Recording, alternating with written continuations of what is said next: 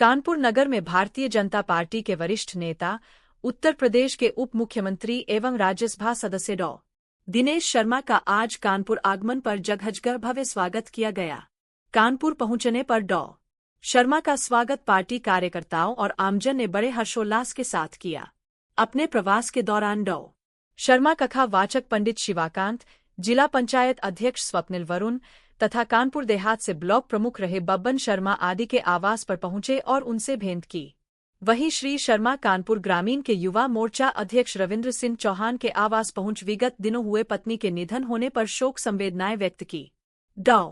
दिनेश शर्मा के साथ इस अवसर पर भाजपा क्षेत्रीय अध्यक्ष प्रकाश पाल, सांसद रमेश अवस्थी, जिला अध्यक्ष अनिल दीक्षित, शिवराम सिंह, विधान परिषद सदस्य अरुण पाठक, विधायक महेश त्रिवेदी, विधायक सुरेंद्र मैथानी, विधायक नीलिमा कटियार, रघुनंदन भदौरिया, क्षेत्रीय मीडिया प्रभारी अनूप अवस्थी सहित अनेक पदाधिकारी एवं कार्यकर्ता मौजूद रहे।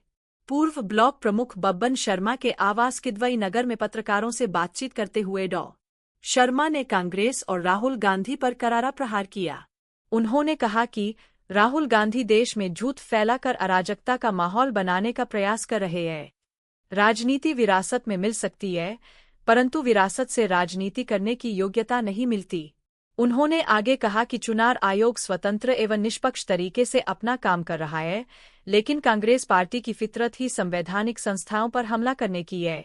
कांग्रेस लोकतंत्र को कमजोर करने और भ्रम फैलाने का काम कर रही है, जबकि भारतीय जनता पार्टी देशहित और जनहित को सर्वोपरि मानकर आगे बढ़ रही है। डॉ. शर्मा ने जनता से आह्वान किया कि वे भाजपा की नीतियों और प्रधानमंत्री नरेंद्र मोदी के नेतृत्व पर विश्वास बनाए रखें। उन्होंने कहा कि भाजपा ही वह दल है जो राष्ट्र की सुरक्षा, विकास और जनता के सम्मान की गारंटी देता है। युवा मोर्चा अध्यक्ष शिवांग मिश्रा, विक्रम पंडित, प्रमोद विश्वकर्मा, शशांक मिश्रा, अंकित शर्मा आदि ने स्वागत किया।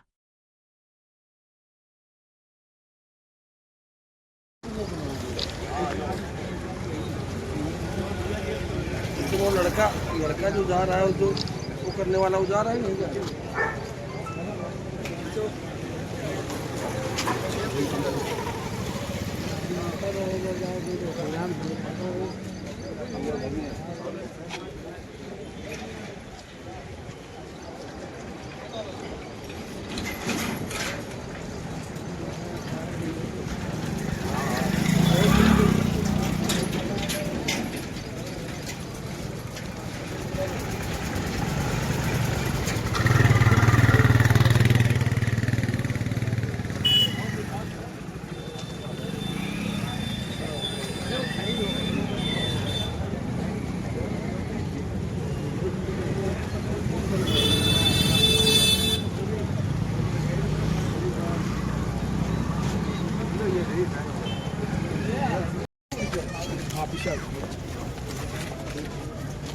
भैया थोड़ा पीछे करो।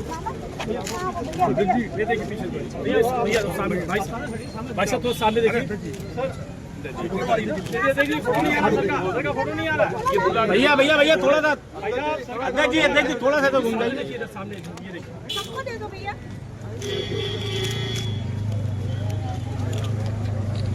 हाथ पीछे करो भैया, हाथ सब नीचे आप कलर में थोड़ा सा कैमरा पीछे लाओ। हम लोग फोटो के भैया उस तरफ से आ जाए फोटो प्लीज। आ भैया थोड़ा पीछे आओ, पीछे आओ भैया, थोड़ा पीछे, भैया थोड़ा पीछे सभी लोग।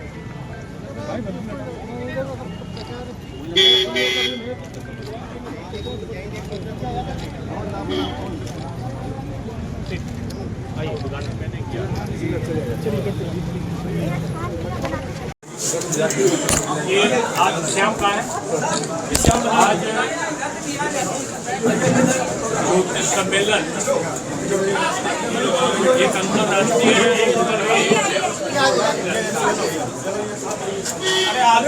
आगे से मत कीजिए,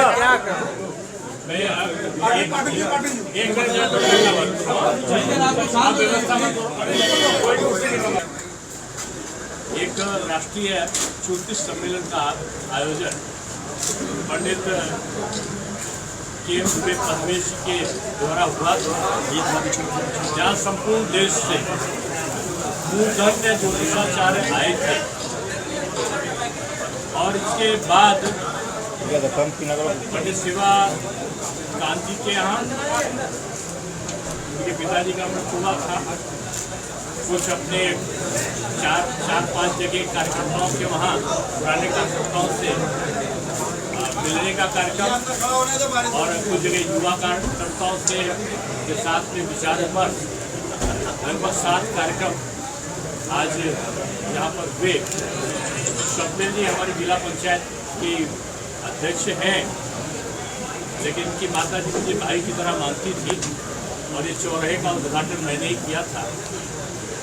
आज वो नहीं है, तो एक तरीके से उनको भी श्रद्धांजलि मेरी है, इस नाते माना।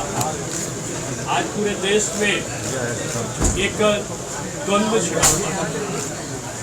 2014 के पहले भारत का कंपटीशन कांग्रेस सरकार में पाकिस्तान के साथ होता था।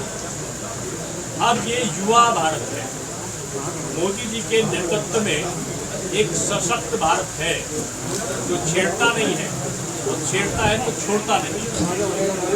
आज भारत का 2025 में जो कंपटीशन है पाकिस्तान से नहीं है, वो कंपटीशन अब अमेरिका के साथ में है।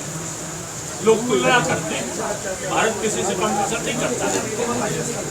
आज इस विश्व की संपूर्ण शक्तियों का ध्रुवी केंद्र भारत बना हुआ है और उसका कारण ये है कि भारत आत्मनिर्भर भारत की तरफ बढ़ रहा है।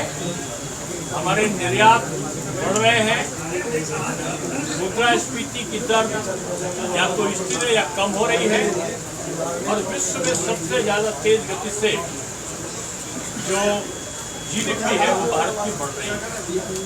हम 4था स्थान पे पहुंचे हैं और 3रे स्थान पर आर्थिक रूप में भारत पहुंचने वाला है। आज प्रधानमंत्री जी ने भ्रष्टाचार में 0 टॉलरेंस के लिए उनके मार्गदर्शन पर लोकसभा और राज्यसभा में बिल आए, जिसमें प्रधानमंत्री, मुख्यमंत्री और मंत्री या जनप्रतिनिधि अगर भ्रष्टाचार करते हुए जेल जाते हैं तो निश्चित रूप में उनकी सजा, उनकी सदस्यता भंग होगी। इस पर एक संयमित कानून भारत सरकार ने रखा। आज ज्यादातर जो मंत्री हैं बीजेपी की सरकारें हैं या एनडीए की सरकार है, ज्यादा मुख्यमंत्री बीजेपी और एनडीए के, और आज प्रधानमंत्री देश के भारतीय जनता पार्टी से। जो ऊपर से भ्रष्टाचार है समाप्त हो, इस दिशा में जब कदम उठाया तो कांग्रेस पार्टी और तृणमूल कांग्रेस आज उसका गलत शब्दों में प्रयोग करके उसका विरोध कर रहे हैं। यानी जो भ्रष्टाचार का विरोध करेगा उसकी दुश्मन कांग्रेस, समाजवादी पार्टी और तृणमूल कांग्रेस और डीएमके बन जाएगा। दूसरा, जो बच्चे ऑनलाइन गेम से सट्टा, जुआ बचपन में सीखने लगे थे, उसके विरोध में एक भारत सरकार लाई कि हम जो ऑनलाइन गेमिंग है उससे बच्चों को पढ़ाएंगे, उनको भारतीय परंपराओं से अवगत कराएंगे, उनको टेक्नोलॉजी से अवगत कराएंगे। वो गेम जो है बदलकर शैक्षिक गेम हो जाएंगे और उससे वो नौकरी पाएं, उससे अपने परंपरागत जो हमारे पूर्वजों की कथाएं हैं वो सुने और एक ऑनलाइन जो टीचिंग सिस्टम है वो डेवलप हो और जो ऑनलाइन जो पैसे से संबंधित, लॉटरी से संबंधित, सट्टे से संबंधित, जुए से संबंधित जो गेम्स थे उनको प्रतिबंध कर दिया गया। इसमें तृणमूल कांग्रेस का विरोध, क्योंकि ये अभी 40,000 करोड़ का बिजनेस था, ये सट्टे का, ऑनलाइन जुए का, और ये बढ़कर 70,000 करोड़ होने वाला था। ये आरोप है लोगों का कि ये इनसे चंदा खाने वाली पार्टियां आज सड़कों पर उतर के वो प्रदर्शन कर रही हैं। देश का प्रधानमंत्री किसानों की रक्षा के लिए अमेरिका के आगे तन के खड़े हुए कि हम ना उनका डेयरी प्रोडक्ट लाएंगे ना एग्रीकल्चर प्रोडक्ट में घुसने देंगे, और वो पूरे विश्व से लड़ने के लिए तैयार हो गए। और ये कांग्रेस के लोग, ये समाजवादी और तृणमूल के लोग देश में अस्थिरता फैला के ये पाकिस्तान और बांग्लादेश की तरह अराजकता फैलाने का षड्यंत्र रच रहे हैं। इसलिए हम लोगों ने तय किया है कि देश की जनता जागरूक हो, हमारा कार्यकर्ता जागरूक हो, हमारी जनता इस असलियत को समझे।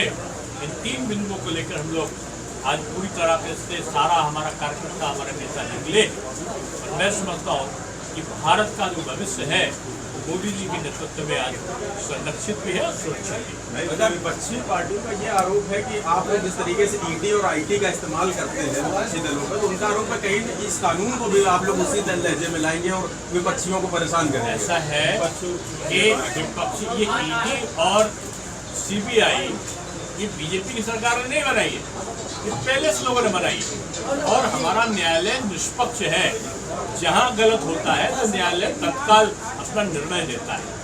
और जो मुख्यमंत्री और प्रधानमंत्री के खिलाफ इस प्रकार के कानून बने और मंत्री के खिलाफ, तो ज्यादातर तो भाजपा के, तो फिर जो भ्रष्टाचार काय को करो भाई, अगर भ्रष्टाचार नहीं करोगे तो काय को फंसोगे, काय को आपकी सदस्यता जाएगी। विपक्ष का कहना है सर, जो आप बता रहे हैं, मैंने जवाब दे दिया सर।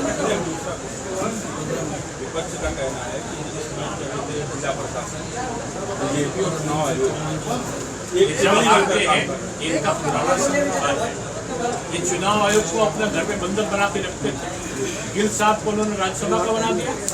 चावला जो पहले आयुक्त थे तो वो इनके ऊपर राजीव गांधी पर किताब लिख रहे थे। वो TN सेशन साहब ने खुद बयान देके कहा कि राजीव गांधी जी का फोन आता था, कांग्रेस के प्रधानमंत्री का आता था, इस तारीख को चुनाव होने तो उसी तारीख को होता था।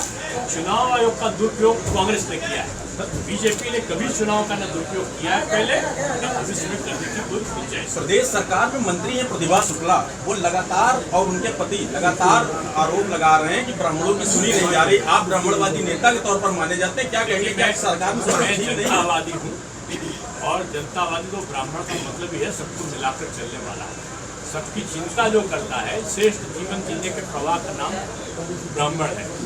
और ब्राह्मण होता सबको मिला के चलता है कि एक नेक होगा नाई जी का भी, एक नेक होगा जो है वो केवट जी का भी, एक होगा माली जी का भी, यानी समाज वो समान आएगा। वैश्य जी कुमार रक्षा करेंगे क्षत्रिय जी, सबको मिला के जो चलता वही ब्राह्मण है।